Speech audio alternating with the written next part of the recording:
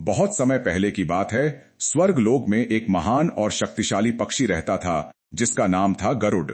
गरुड़ अपनी तेज गति, अद्भुत शक्ति और बुद्धि के लिए जाना जाता था, लेकिन उसके दिल में एक ही इच्छा थी, भगवान विष्णु की सेवा करना। एक दिन गरुड़ ने अपनी मां विंता को बहुत दुखी देखा। वह नागों की दासी बन चुकी थीं। यह देखकर गरुड़ का दिल टूट गया। उसने अपनी मां को आजाद कराने का संकल्प लिया। गरुड़ नागों के पास गया और बोला, मेरी मां को मुक्त कर दो। नागों ने कहा, अगर तुम हमारे लिए अमृत लेकर आओगे तो हम तुम्हारी मां को छोड़ देंगे। गरुड़ ने बिना डर के यह चुनौती स्वीकार कर ली। वह तेजी से आसमान में उड़ चला अमृत की खोज में। रास्ता आसान नहीं था। उसके सामने आग की भयंकर दीवार आई, लेकिन गरुड़ ने बिना डरे उसे पार कर लिया। फिर उसके सामने एक विशाल घूमता हुआ चक्र आया। गरुड़ ने अपनी चतुराई से उसे भी पार कर लिया। आखिर में उसे देवताओं से युद्ध करना पड़ा, लेकिन अपनी शक्ति से उसने सबको पराजित कर दिया और अंत में गरुड़ ने अमृत कलश प्राप्त कर लिया।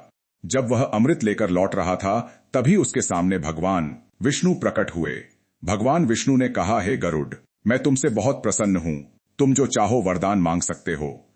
गरुड़ ने विनम्रता से सिर झुकाया और कहा, प्रभु, मुझे केवल आपकी सेवा करनी है। मैं आपका वाहन बनना चाहता हूं। भगवान विष्णु मुस्कुराए और बोले, आज से तुम मेरे वाहन बनोगे। गरुड़ बहुत प्रसन्न हुआ। फिर वह नागों के पास पहुंचा और अमृत उनके सामने रख दिया। लेकिन उसने चालाकी से कहा, पहले स्नान करके आओ, फिर अमृत पीना। जैसे ही नाग वहां से गए, तभी देवराज इंद्र आए और अमृत को वापस ले गए। इस तरह गरुड़ ने अपनी मां को भी मुक्त करा लिया और अमृत को गलत हाथों में जाने से भी बचा लिया।